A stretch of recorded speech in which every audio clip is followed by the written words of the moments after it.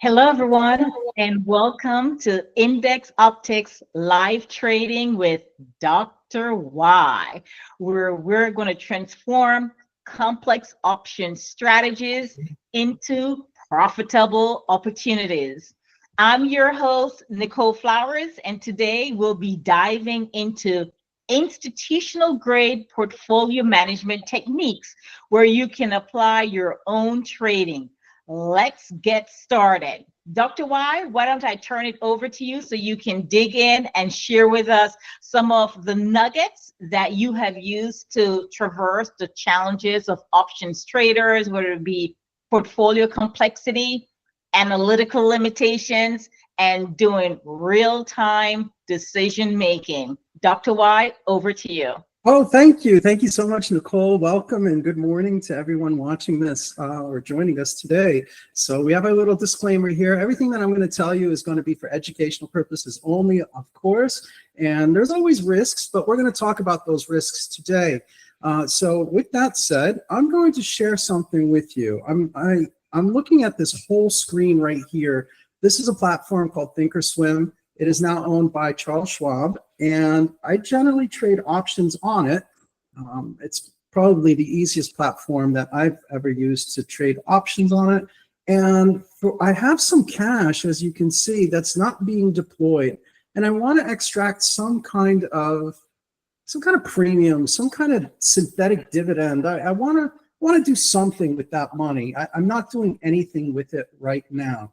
So one of the questions that I generally get all the time is, hey, Yassir, what should I do with my money? And I'm like, I don't know. I don't know your risk tolerance levels. I don't know what you need the money for. I have no clue.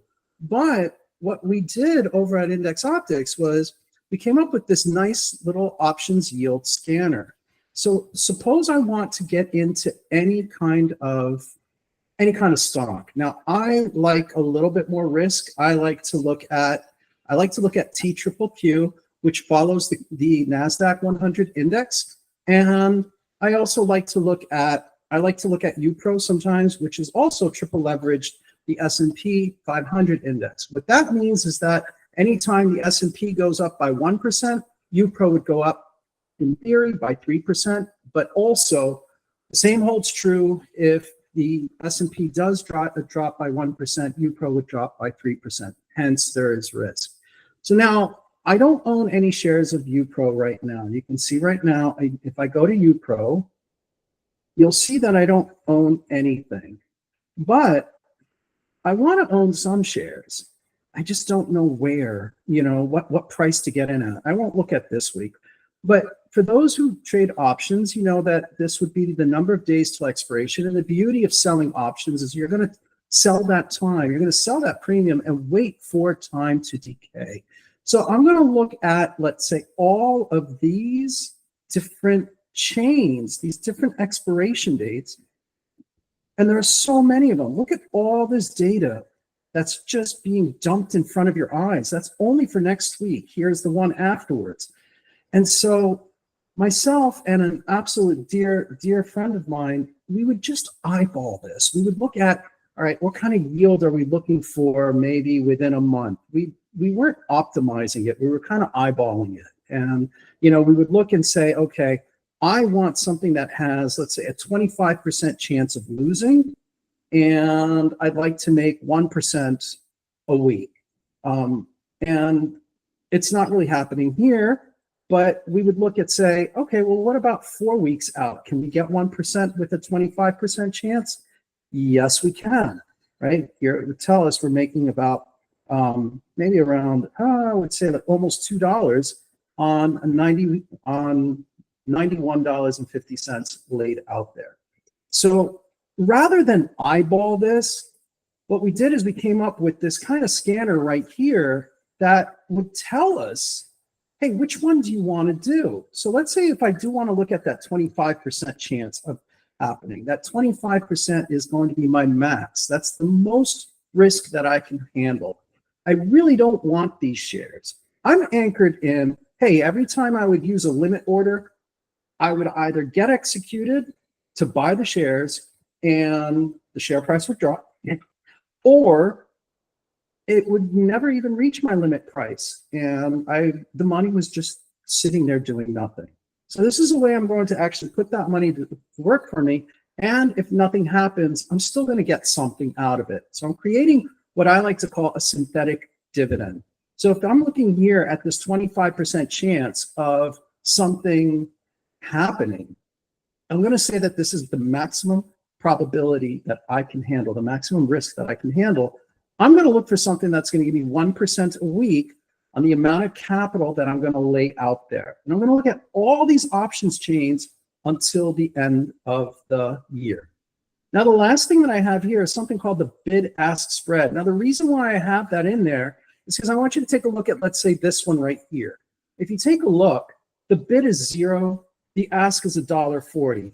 It is telling you right now that it's only really worth 70 cents. I really don't know if it's worth 70 cents or not. This is just way too wide for me. There's too much error. I like to keep this bid versus ask to be I want that difference to be no more than 25 cents. And so what I'm looking at here, I'm going to search, and I don't know if I'll find it. Maybe it will tell me it will find something. Maybe it will tell me, you know what, from the criteria that I just gave it, nothing here is good enough for what I'm asking for. So if I'm going to hit scan options, see, it gave me an error, meaning that this was just, there's something wrong with what I am asking for. We already showed that we can't really get 1% a week off of UPro for whatever reasons. It's just not finding it.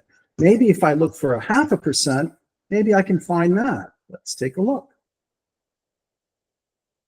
See? And so what it's showing me now is it's telling me, okay, you can look at the 95 for next week, the 94 for next week, the 93 for next week. What it's telling you is that all of these are all within that 25% chance of losing. If you take a look, the absolute values here for all these deltas, they're all less than 25%. And I also looked at the weekly yields. Now, mind you, I was looking at a 0.5%. It always rounds up to 1%, but it clearly stored it as a 0.5% because it's telling you that the yield per week is a minimum of 0.5%. All right, so this would tell me, and at the bottom, it will tell me you can look out for next week. It has a 22.4% chance of happening, and it's going to give you 0.87% per 7 days. All righty, so if I look at that, what I want to do is then I'll look for next week. We said August 1st right here. And then I'm going to look at the 95. Now, keep in mind, this data is a little delayed, okay? So that's why I always say that this is for educational purposes only. These deltas are my estimates. They are not the broker's estimates. So I always like to double check what this delta is with what my broker is telling me. And what do I see here? Okay, my estimation was 22%. The broker's real estimation is 24%. Am I okay with it? I'm all right with it.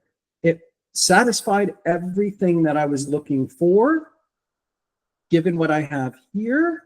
All right, I'm trying to buy some shares. Therefore, I'm going to sell an insurance policy. I'm going to sell a put here.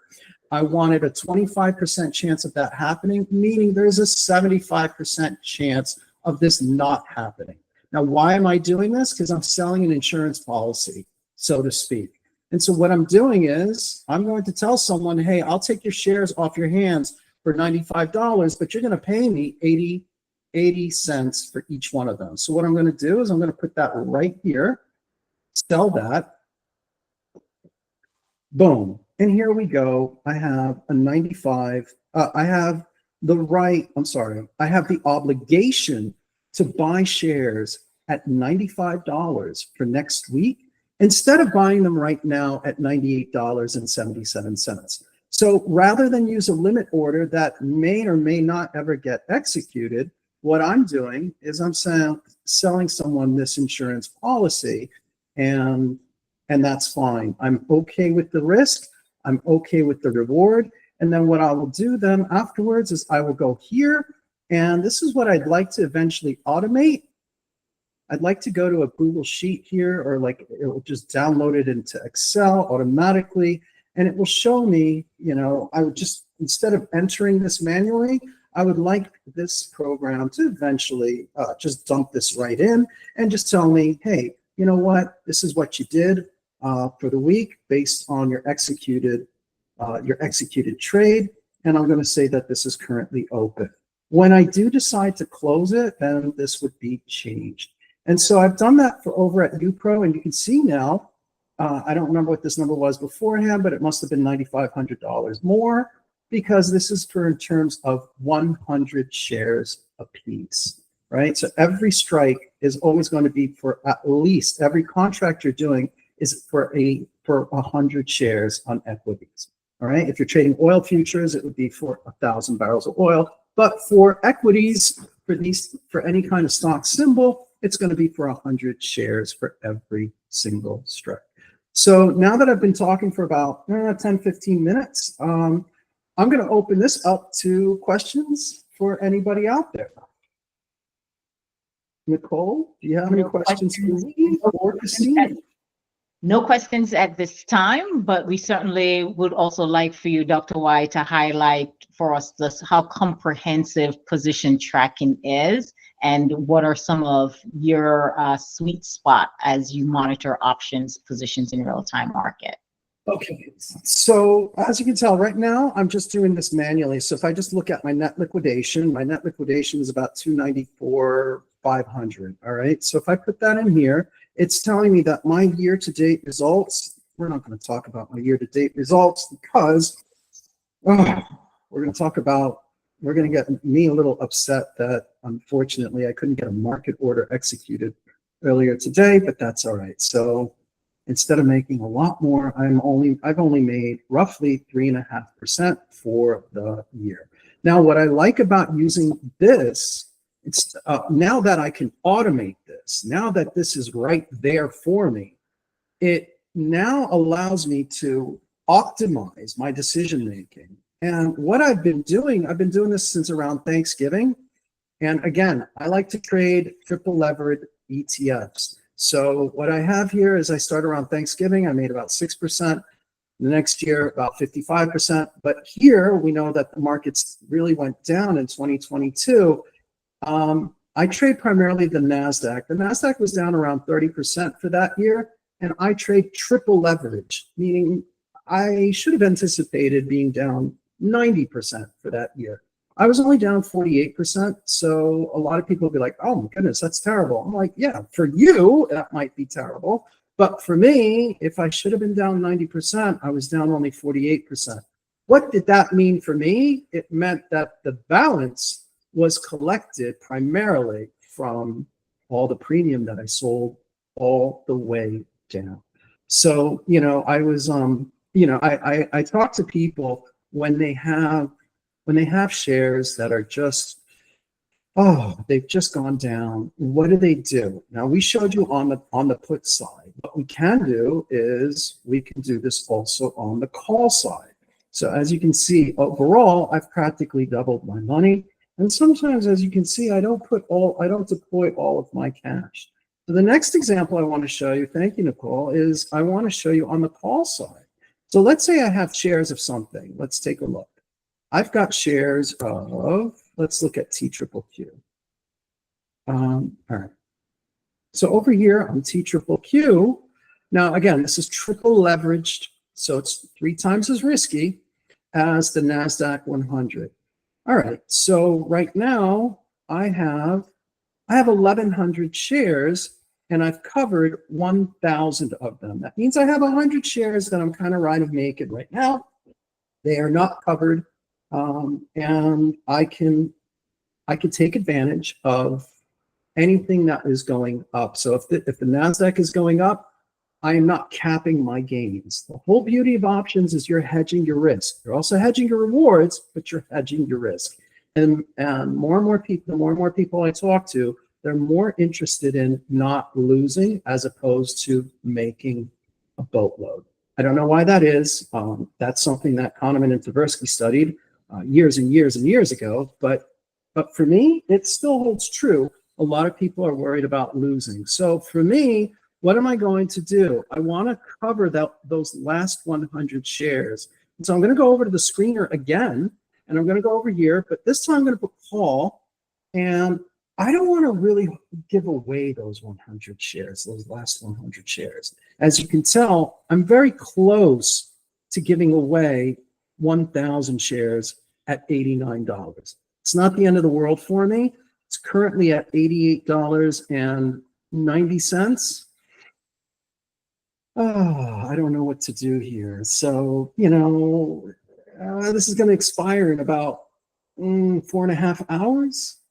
Do I want to buy this back, or do I want to let it ride? There's a little greed in me that wants to let this ride.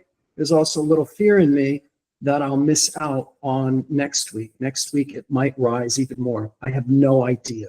So, but I still have 100 shares left. So what I'm going to do is maybe sell calls for next week. I don't know. Or it might tell me sell them for next month, next quarter. I have no idea. So I'm going to go over here again, and I'm going to put TQQQ. And I'm going to do the same thing. I want a 25% chance of them taking away my shares, the market taking away my shares. All righty. That means I will sell them at a higher price, but it'll be capped. And that's okay. Think about it like a house. You bought a house, you want to sell it at a certain price. That's it. If the housing market takes off afterwards, you don't cry about it. You got out at the price that you want. And so right now I'm going to look for 1% of that strike price again. And again, I like to keep my bid and ask spread. Maybe in this case, I want to keep it at a dime because they're a lot tighter for TQQQ. So let's take a look. Let's see if it comes up with anything. All right. The best candidate is telling me for next week, I could sell the 93. And it has a 22% chance of getting assigned, meaning there's a 22% chance of the market taking away my shares at $93. They will compensate me those $93, but on top of that, guess what else? There's extrinsic premium.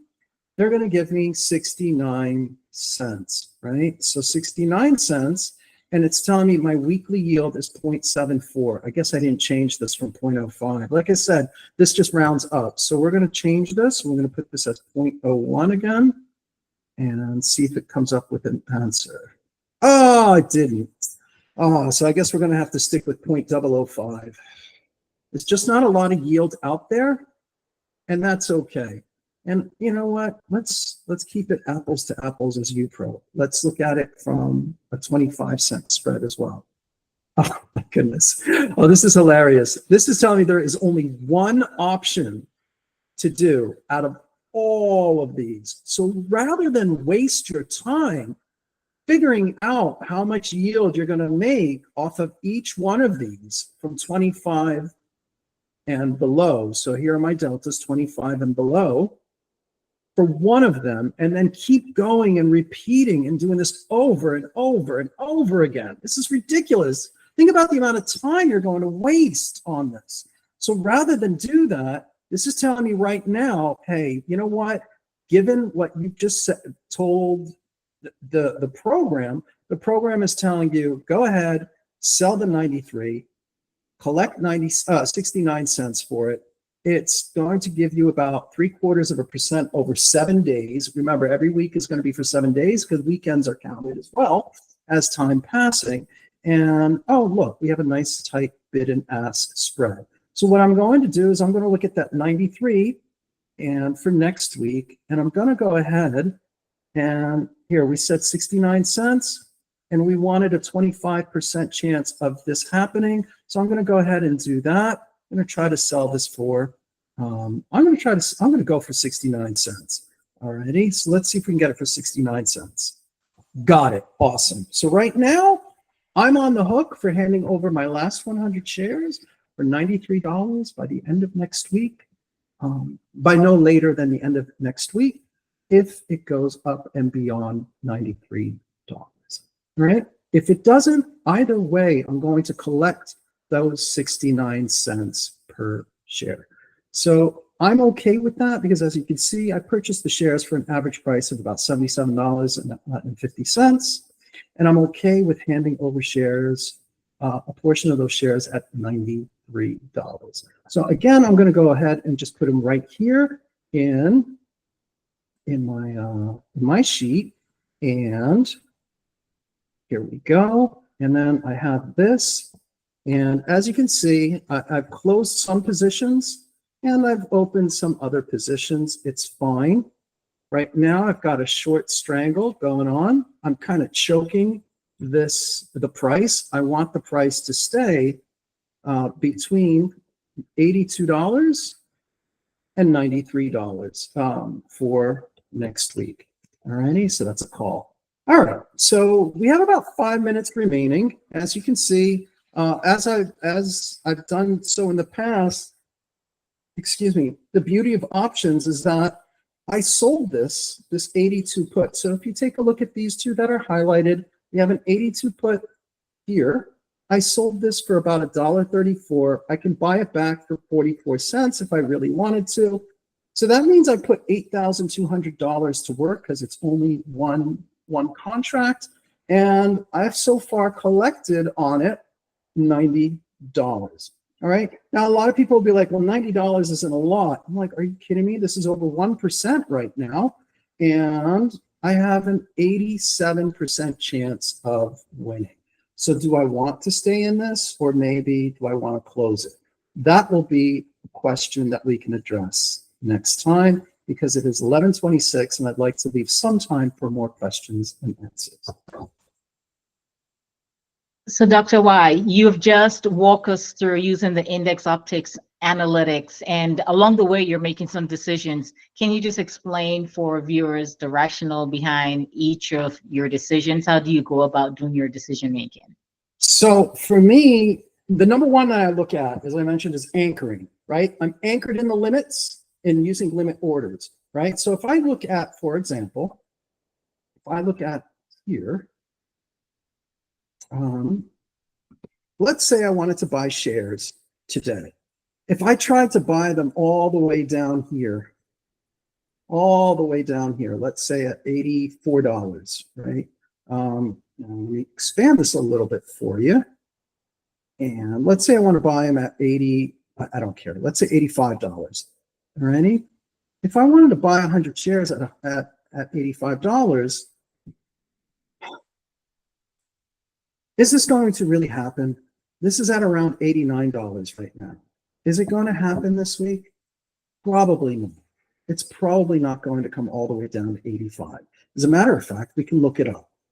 The probability of it going down to 85 by the end of today is relatively small. I guarantee it. Here we go. There is a 3% chance of that happening. So there is a 97% chance of my not owning these shares. And, you know, while I'm sitting there, I'm doing absolutely nothing. So I'm going to cancel this, and I'm going to say to myself, well, you know what? Instead of doing that, I can go ahead and sell this 85 put for this week. And if it never goes to 85, which it never did this week, take a look at what I've done. Here, I sold it for 45 cents. It was roughly about 0.5% for the week. And what was that probability? As a matter of fact, it will be here for me. Let's take a look. I sold this $85 put. I put $8,500 on the side to make about 0.5% for the week. And I had an 18% chance of losing. So I have to ask myself, you know, it's like if I'm driving to work or driving home, which way do I want to go? How fast do I want to speed? You know, if I want to get home faster, I'm going to have to speed. Well, then there's a risk. Am I going to get pulled over? Am I going to drive erratically? If I drive erratically, it's a little irrational, and I should expect to get pulled over. Yeah, maybe I'll get home a lot faster, but I can get into an accident, or I can get pulled over and get written up a ticket. What kind of risk am I willing to take? And so that's something that each individual has to ask themselves before they actually take a trade. And that's what I ask myself every single time I am going to enter any one of these positions. So if I believe that the markets are going to go up, there's one that I will leave you with this one, because this one, it can go. Why isn't it loading? Here we go. In the last minute, I like to look at FAS. I'm looking at FAS and I'm saying to myself, this one is triple leveraged, but it's on the financials. It is at $175 and around 50 cents. Well, what did I do? Number one, I wanted to buy more shares.